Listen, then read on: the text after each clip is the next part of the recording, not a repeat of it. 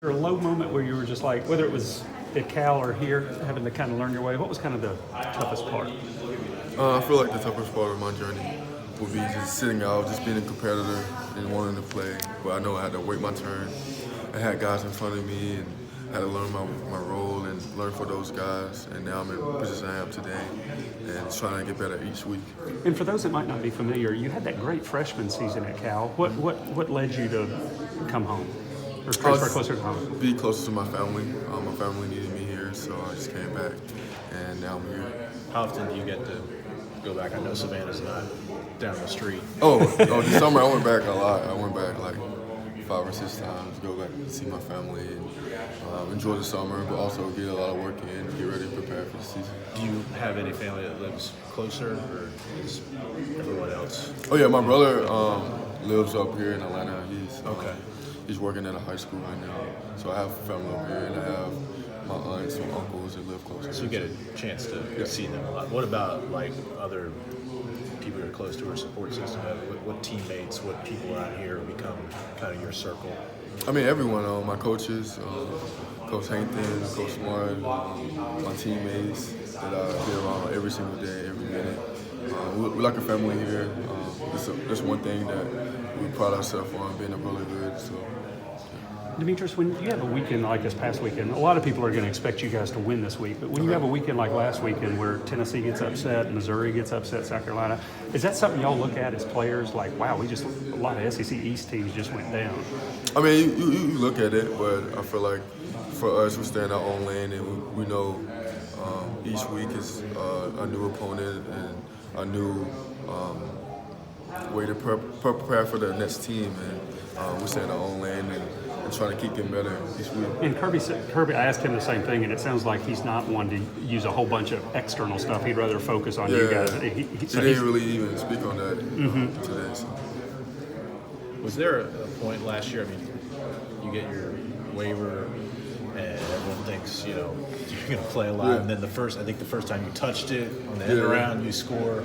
Did you think at that point, I'm going to play a lot, and then you had to find out later and kind of come to grips with, I call I didn't really know.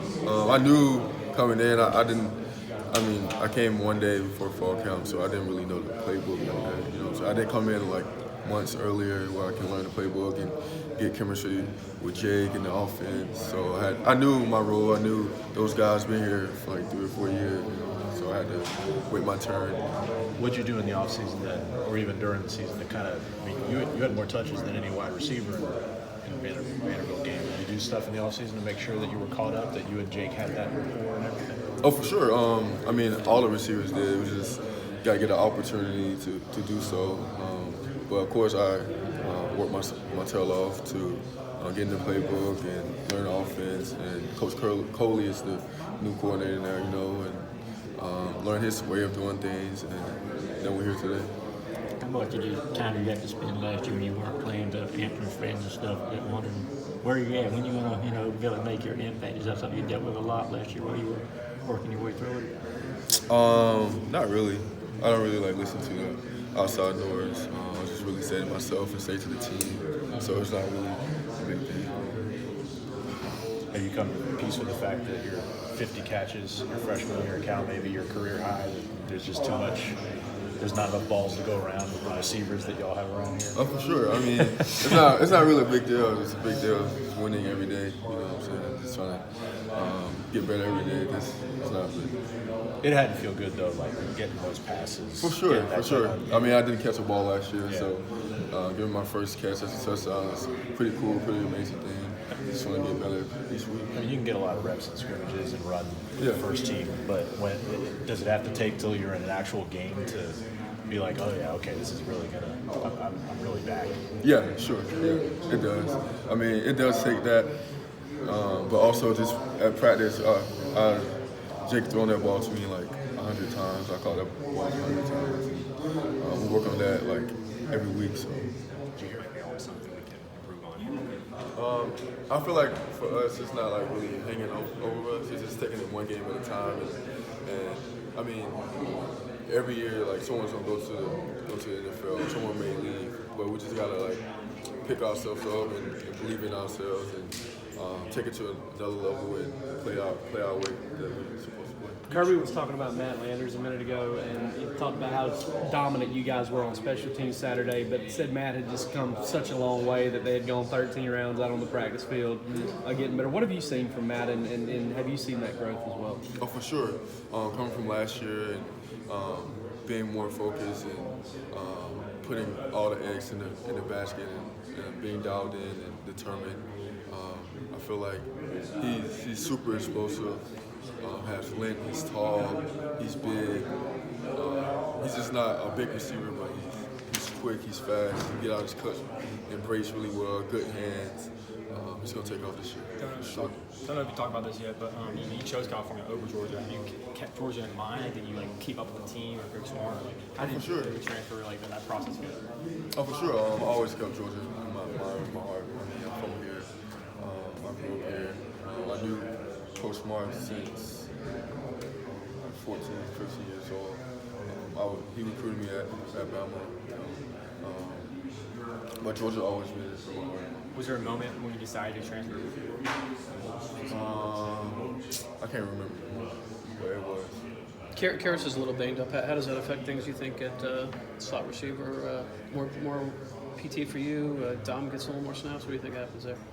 Oh, yeah. I feel like everyone is ready to prepare for their role and what Coach Smart wants. But the next man going to step up and get ready for more reps or less reps. Doesn't matter.